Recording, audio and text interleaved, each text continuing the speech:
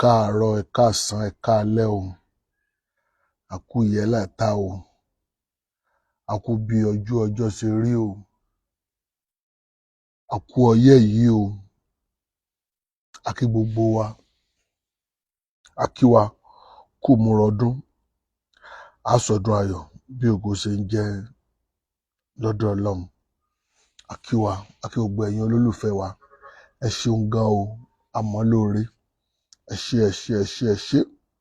Àdúpẹ́, àdúpẹ́, àdúpẹ́, àdúpẹ́, àdúpẹ́, àdúpẹ́, àdúpẹ́, àdúpẹ́, àdúpẹ́, àdúpẹ́, àdúpẹ́, àdúpẹ́, àdúpẹ́, àdúpẹ́, àdúpẹ́. Bá a ṣe lè mọ̀ làwọn Egbeji Ogbomoso wọn ní ká kí n pé ẹ ṣeun. Àdúpẹ́ ní ọwọ́ gbogbo ẹ̀yin olólùfẹ́ wa. Àdúpẹ́. Àmọ́ lóore. Ẹ ṣeun gan. Láti January títí di àsìkò yìí tí ẹ dúró tì wá. Ẹ ṣé gan o. Akànnì ká sáré mú tó yín létí wípé a fẹ́ sí TV wa ní on 1 January 1 la fẹ́ sí ní IV wa ní. Ẹ bá mi share program yìí.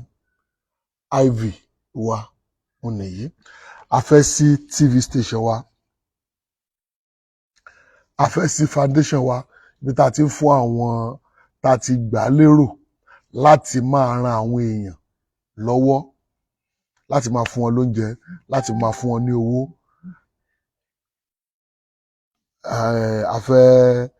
A fẹ́ launch ẹ̀ ní ọjọ́ yẹn. Tó tún dàbẹ́ náà ni wípé a fẹ́ múnú bàbá wa dùn, a fẹ́ ṣe birthday fún wọn ní ọjọ́ yẹn. A fẹ́ kí gbogbo ẹ̀yin olólùfẹ́ wa, a fẹ́ kẹ́ support wa pẹ̀lú nǹkan tí tẹ́yin náà bá mọ̀ pé ẹ lè fi dá sí àgàgà ti bàbá wa Suleiman Lawal Egbeji Ogbomoso. A fẹ́ ṣe àwọn kankan fún wọn. A fẹ́ ṣe fún wọn torí pé ẹ̀yin náà wò láti January títí di ìsìn. Ẹ wo àwọn ó yẹ ká múnú wọn dùn fún ti birthday yẹn. Fún ti birthday on 1 yẹn. Ẹ mọ̀ pé every on 1 òun la máa ṣe birthday fún wọn. La máa ṣe birthday fún Alhaji Suleiman Lawal Egbeji Ogbomoso. Ọjọ́ yẹn náà ni èmi náà máa ṣe birthday ti tèmi náà. Ṣùgbọ́n tí bàbá yẹn gẹ́gẹ́ ló ti wá kàn mí jù. Ẹ yẹ ká múnú wọn dùn. Mi ò mọ bá kálukú ṣe mi wọn bá ṣe rò ó.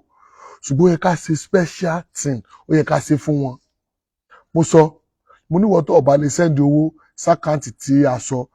A fi àkáǹtì kalẹ̀ tó jẹ́ ti Ìgbàwáṣẹ́ TV. A fi kalẹ̀. A ní káwọn èèyàn tán bá lágbára. A ní káwọn èèyàn kan drop sí ibibẹ̀. Kó kálukú dẹ̀ message. Kán dẹ̀ fi tẹ́lá yẹn kan fi ṣẹwọ́ sí wa pé èmi náà ti dá sí o. Ó wù mí káwọn èèyàn kí wọ́n dá sí ká sí nǹkan. Ní tí mo fẹ́ ẹni tó bá ẹ̀mí WhatsApp màá send nǹkan tá a fẹ́ ṣe. Mi ò fẹ́ fi sórí platform. Mi ò fẹ́ káwọn èèyàn tí ì rí. Ọjọ́ yẹn mo fẹ́ káwọn èèyàn. Ọjọ́ yẹn mo fẹ́ kí àwọn èèyàn. Mo fẹ́ kí wọ́n rí. Ẹ jẹ́ ká múnú wọn dùn. Mo dẹ̀ sọ náà ìwọ tó wà lọ́nà jíjìn. Ìlọrin láti fẹ́ ṣe 4 o'clock òun la fẹ́ bẹ̀rẹ̀ lọ́n 1 on 1 ni bàbá náà máa wà níbí. Ọjọ́ yẹn òun la fẹ́ sí TV wa tó wípé tá bá ń ṣe program ẹ máa gbọ́ wa kétékétékété kò í sí pé àní gbọ́ nǹkan tó yẹn ń sọ àní gbọ́ kinní kan. A fẹ́ mú in another dimension tá máa ka news tá máa ka sport oríṣiríṣi program tẹ́lẹ̀ pé mo máa sọ máa ní TV station òun la wà. Mo máa sọ máa ní Ìgbàwáṣẹ́ 3 òun la ní Ìgbàwáṣẹ́ 3 la ní. Ìkan wà fún general, 2 wà fún bàbá wa Suleiman Lawal Egbeji Ogbomoso tó pé iṣẹ́ wọn nìkan lè máa bá lórí rẹ̀. A ní Ajé Olókun. A ní bó ṣe ń lọ. A ní oríṣiríṣi àwọn page. Ẹ wá wò tó rẹ̀ náà pé òun la fi wá ṣe wípé ká ṣe to the standard tó pé táwọn èèyàn náà bá ń gbà àwọn èèyàn wá a máa rí àwọn ẹ̀kọ́ kọ̀ọ̀kan. A máa rí kọ́gbọ́n àtàwà ní overs pé a fẹ́ gbọ́ news nǹkan ló ṣẹlẹ̀ Nàìjíríà àwa náà fẹ́ òun ni a fi dà kalẹ̀.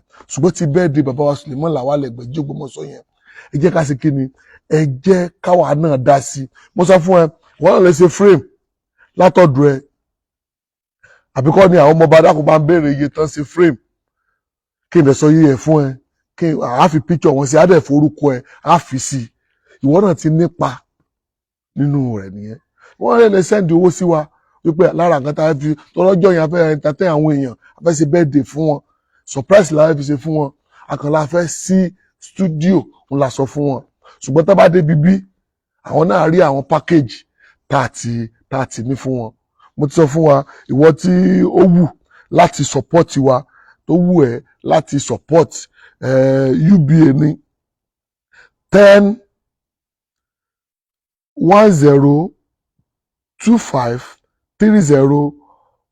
10-10-25-30-5706 UBA. Ó máa gbé Ìgbàwáṣẹ́ TV wá. Yẹ tuntun sọ lẹ́ẹ̀kan sí 10-26-30-5604 UBA. Ó máa gbé Ìgbàwáṣẹ́ TV, òun ló máa gbé wá. Account number nìyẹn, kì í ṣe account number mi, àkáǹtì Ìgbàwáṣẹ́ ni. Ẹ sáà rí i pé Ìgbàwáṣẹ́ TV òun ló máa gbé wá. Ohun tí ìwọ náà bá lágbára, ìwọ náà fi support. Ẹ jẹ́ kí n tuntun pè lẹ́ẹ̀kan sí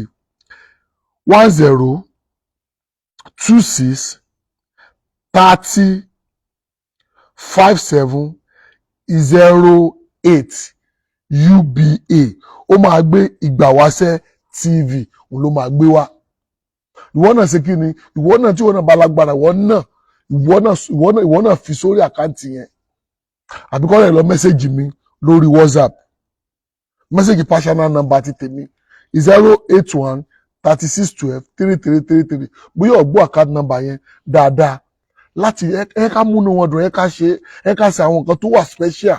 Ìwọ náà ṣe mọ́ sanwó sákàǹtì tèmi, sanwó sákàǹtì tí mo sọ fún ẹ yẹn.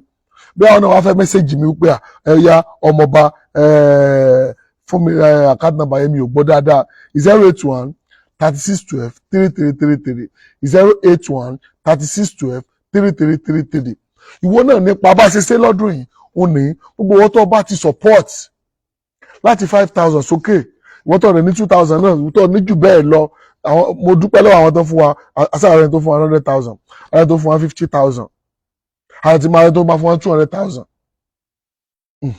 So fún throughout wíìkì yẹn ó láyé fi máa ṣe program, ó láyé fi máa dùn àwọn èèyàn nínú. tó láyé fẹ́ ra oúnjẹ, a fẹ́ ra rice, a package ẹ̀ tó pé àwọn máa fún àwọn èèyàn. Ìwọ náà ti dá sí nìyẹn. Ààrẹ tó ṣe birthday fún bàbá wa, táwọn yẹn bá jẹ́nu ọlẹ́ kò tí ì pọ̀ jù. tó láwọn náà jẹ́nu ọlá bàbá wa Suleiman Lawal Egbeji Ogbomoso ó ní jẹ́ kí n gbé kẹ́ fi lè rí account number yẹn dáadáa. Ìwọ tó ń sọ pé account number so ti rí bẹ́ẹ̀ yẹn, so ti rí ìwọ náà iye tí ìwọ náà bá ti ní ìwọ náà send sí orí rẹ̀. Account number yẹn lẹ́ẹ̀kan sí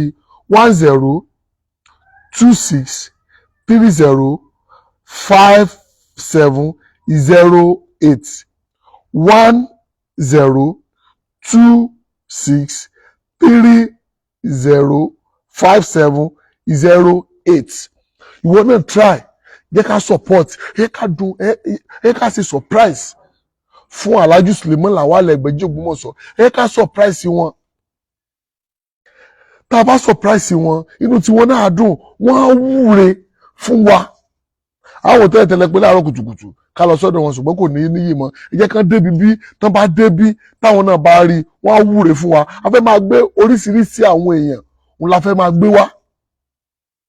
Oríṣiríṣi àwọn èèyàn la fẹ́ máa gbé wá fún odidi ọ̀sẹ̀ kan láti on 1 títí wọ Sunday. Bá a ṣe gbé pásítọ̀ wá, lá máa gbé àfáà wá, lá máa gbé oníṣẹ̀ṣe wá. A dẹ̀ fẹ́ fún àwọn èèyàn láwọ́ọ̀dù. Àwọn ẹni bí ẹni, àwọn èèyàn bí èèyàn, a fẹ́ fún wọn láwọ́ọ̀dù lọ́jọ́ yẹn. A fún bàbá láwọ́ọ̀dù lọ́jọ́ yẹn náà. Ìwọ náà support, kò sí nǹkan tó kéré jù náà, ìwọ náà fi support. Ká fi kí bàbá wa pé a mọ rírì nǹkan tí wọ́n ṣe fún wa, ká tó lè ṣe jù bẹ́ẹ̀ lọ fún wa lọ́dún tó ń bọ̀. Ẹ bá mi share program yìí, ẹ share ẹ̀. Ẹ bá mi lọ sórí YouTube channel wa, ẹ bá mi subscribe sórí YouTube channel wa, Adùn Àṣà Yorùbá TV. Ìwọ náà follow page tó ti ń wò wáyé, follow ẹ̀, follow Ìgbàwáṣẹ́, follow Ajé Olókun, Adùn Àṣà Yorùbá TV. Adùn Àṣà Yorùbá TV mẹ́tàlá ní, lọ follow gbogbo ẹ̀. Kò sí nǹkan tó ná wa láti ṣe.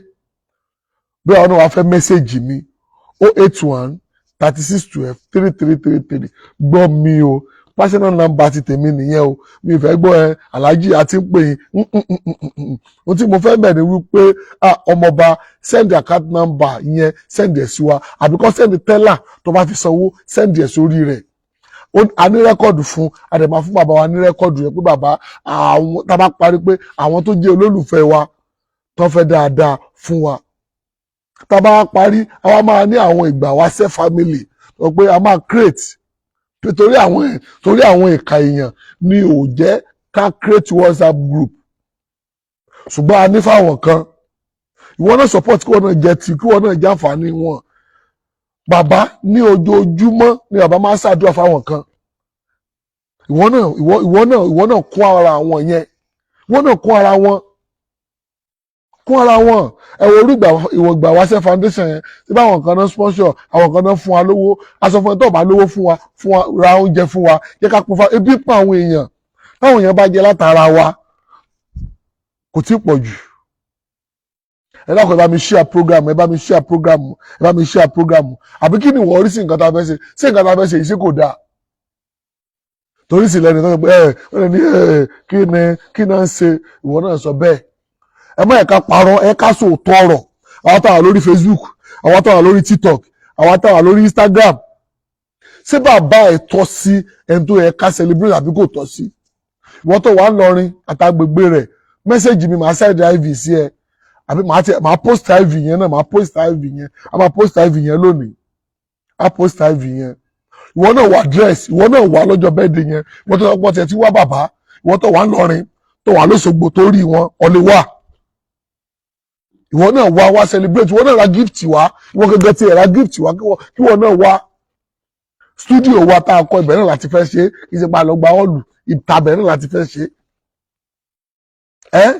ìwọ náà try ẹ yẹ ká celebrate bàbá yìí ẹ ká múnú wọn dùn tẹ bá rí nǹkan tá a fẹ́ ṣe fún wọn ẹ̀yin gan máa fọ́ kì í ṣe mọ́tò la fẹ́ rà fún wọn àbá ní mọ́tò kì í ṣe la fẹ́ kọ́ fún wọn ṣùgbọ́n àwọn nǹkan kan wà tó pé téèyàn bá ṣe fún olówó tó pé inú wọn máa dùn wọn máa appreciate ẹ̀ mo dúpẹ́ lọ́wọ́ Ọlọ́run láti bí 5 years tá a ti ń ṣe kò sí èyí tá a ṣe tán tí bàbá ò pè mí sẹ́yìn pé àtúnjọ àwọn lójú o irú eléyìí náà ẹ ká tún surprise wọn kó tún yàtọ̀ sí ti tàtẹ̀yìn wá mo fi Ọlọ́run bá bẹ̀ wá ẹ jẹ́ ká ṣe ìwọ náà nípìn bẹ́ẹ̀ gbogbo ẹni tẹ́ wàá ń lo òyìnbó ẹni tẹ́ wàá ń lo òyìnbó ẹ jẹ́ ká surprise bàbá ẹ jẹ́ ká múnú wọn dùn ìwọ náà sọ nǹkan ìwọ lẹ́yìn ìgbà tí ìwọ náà bá dá sí ìwọ náà tó wá sọ irú gift tó fẹ́ rà fún wọn sọ fún mi màá rà á pìsẹ́ǹtì á forúkọ wọn á fi sí jẹ́ kó orúkọ tiẹ̀ náà wà nínú ilé wọn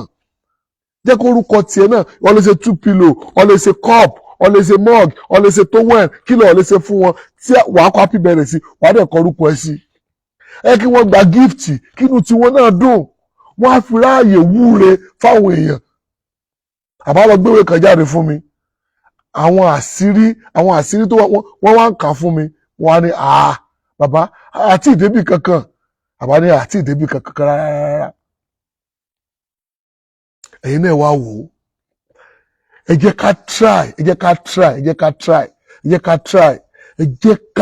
jẹ́ ká wà náà support kò sí iye tó kéré jù kò lè sí iye tó pọ̀ jù àfiwọ́ tí wọ́n bá ṣe dáadáa fún tó bá jàǹfààní wọn mọ́ dá sí ṣùgbọ́n tó bá jàǹfààní wọn ìwọ náà try láti ṣe ọ̀dà àwọn tó ní kí n pe account number yẹn lẹ́ẹ̀kan sí 1026305708 UBA Ìgbà Ìwáṣẹ̀ TV ló máa gbé wá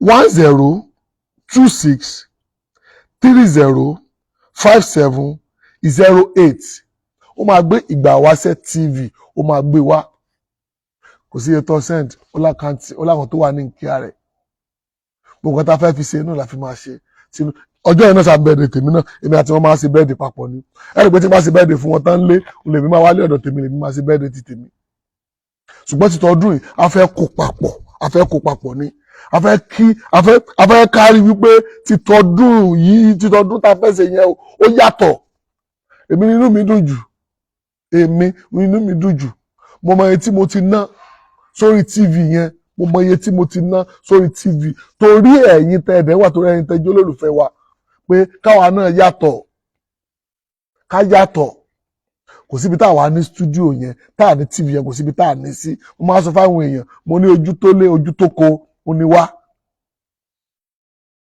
ojú tó lé ojú tó ko ó ní wá alọ́bì kan tí a ta ti ra ọtí fáwọn èèyàn tí wọ́n ní rẹ̀sì tẹ́ bá mọ nǹkan ìṣẹ̀ṣe tó wà níbi bẹ̀ ọlọ́sẹ̀ tí mo rí lọ́jọ́ yẹn wọ́n lé 5 tọ́nà jẹ́ confam tí wọ́n ṣe ọlọ́sẹ̀ ọlọ́tí tó jẹ́ confam ṣùgbọ́n mo fẹ́ ká parí eléyìí á wà padà síbi bẹ̀ bí tí mo ti ń wọlé tọ́sẹ̀ ti sọ fún mi pé káàbọ̀ o tó dẹ̀ ń dárúkọ mi tó dẹ̀ sọ̀rọ̀ tí mo ti wá tá a dẹ̀ mọ̀ pé ọ̀sẹ̀ yẹn wà ń bẹ̀ tẹ́lẹ̀tẹ́lẹ̀ fún ìgbádùn ẹ̀yin olólùfẹ́ wa la fi ṣe gbogbo nǹkan tá à ń ṣe yìí àti yọ̀ǹda látọ̀dọ̀ bàbá wa Suleiman Lawal Egbeji Ogbomoso lóògùn ọ̀fẹ́ o bóyá ìwọ náà gbọ́ card number yẹn dáadáa WhatsApp number tó fi lè bá mi sọ bóyá tó fi lè béèrè card number àbọ̀fẹ́ send teller 081 3612 3333 081 3612 3333 wá gbọ́ o ibi tọ́jọ́ ẹ̀ ti kù sí ọ̀run tó wà ń ta yìí ó sì ta sọ ọgbẹ́ o ìwọ tí ṣòro bá mú àbí wàhálà kan jẹ́ títí ọní wàhálà kan máa lọ s'Ògbómọ̀ṣọ́ mo sọ bàbá wà ń lé yẹ ká travel lè travel torí ohun tá a fẹ́ ṣe gbogbo àwọn Abidjan tó ti ń pè wá ó yẹ ká ti wà l'Abidjan àti ra ticket àti ra everything and cancel ẹ̀ ní àlè lọ́mọ́ ìwọ náà máa lọ s'Ògbómọ̀ṣọ́ máa sọ́dọ̀ bàbá Suleiman Lawal Egbeji Ogbomoso gbogbo nǹkan tó bá ń bẹ̀ fúnra lọ bá wọn sọ̀rọ̀ gbogbo ẹ̀yin ẹ̀rí bẹ́ẹ̀ àṣẹ àpolówó promo mọ́ kọ́ ẹ ti pọ̀ jù ìwọ náà nípìn sí i ìwọ náà rà ọ̀sẹ̀ olóru 3 wà ńlẹ̀ ọ̀sẹ̀ ẹlẹ́dẹ̀ wà ńlẹ̀ ìwọ náà wọ́n dà fún ibi tọ́dún ikú sí èmi nígbàgbọ́ mo pé mo ti lè ra mọ́tò ibi tọ́dún ikú sí ibi tọ́dún ikú sí mo gbàgbọ́ pé mo ti lé lórí ibi tọ́dún ikú sí mo gbà pé mo ti lé wípé mo ti lé ara mi ti lè yá ìwọ tó wà ní ipò àìsàn ìwọ tí wàhálà kan bá fínra ibi tọ́dún ikú sí wàhálà yẹn ti lè kúrò nínú ayé ẹ̀ ṣebẹ̀ tó bá mọ̀nà ń lọ yẹ ká tọ̀ lọ ń lọ yẹ kó mú wa mọ̀nà kí ló dé tó fi pé Alhaji Suleiman Lawal Egbeji Ogbomoso àbí kó lọ sọ́dọ̀ wọn kó lọ ṣàlàyé nǹkan tó ń ṣe ẹ́ ló ṣàlàyé nǹkan tó ń ṣe ẹ́ ìwọ tí ṣe ò lọ déédéé mọ́ ìwọ tí gbogbo nǹkan ti dàrú fún máa lọ sí Ògbómọ̀ṣọ́ lọ́dọ̀ bàbá Suleiman Lawal Egbeji Ogbomoso tó bá ti dé Ògbómọ̀ṣọ́ sọ fún ọlọ́kadà sọ fún ọ lọ sọ́dọ̀ Alhaji Suleiman Lawal Egbeji Ogbomoso wọ́n á gbé lọ́dọ̀ wọn tó bá ti dé bẹ́ẹ̀ ṣàlàyé nǹkan tó ń ṣẹlẹ̀ pé nǹkan báyìí múra fún ọdún tó ń bọ̀ dírá kalẹ̀ fún ọdún tó ń bọ̀ àwọn ọ̀tá náà ń dira kalẹ̀ fọ́dún tó ń bọ̀ ìwọ gangan náà dira kalẹ̀ fọ́dún tó ń bọ̀ ẹni pé sẹ́ta ṣe kọjá àbá sọ àwọn iṣẹ́ lóríṣiríṣi tó bá wà lè lọ́dọ̀ wọn gbogbo àwọn iṣẹ́ tó ti wá sọ kalẹ̀ yìí náà kí ló tí wọn náà fi lè ṣe ìwọ náà try láti ṣe ẹ rí wípé akọni ìgbà ìwáṣẹ̀ akọni ìgbà tá a wà yìí wọn ni Alhaji Suleiman Lawal Egbeji Ogbomoso ìwọ náà try lọ sọ́dọ̀ wọn ẹ̀dẹ̀ yẹn ká dùn wọn nínú fún ti bẹ́ẹ̀dẹ̀ tá a fẹ́ ṣe fún wọn bá a sì máa sọ láràárọ̀ tá a máa sọ lálẹ́ nì ìwọ náà gbọ́dọ̀ nípìn nínú rẹ̀ ìwọ náà nípìn o lè bá mi share program yìí kò follow wa bó ṣe bẹ́ẹ̀ you are blessed.